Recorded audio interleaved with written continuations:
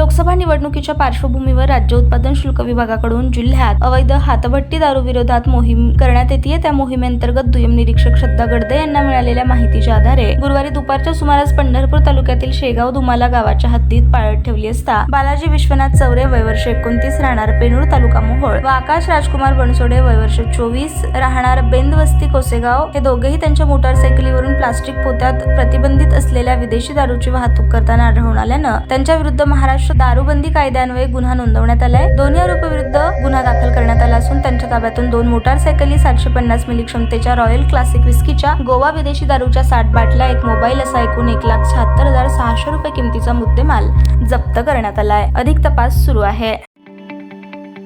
ताज्या बातम्या पाहण्यासाठी प्राईम महाराष्ट्र न्यूज चॅनलला सबस्क्राईब करा।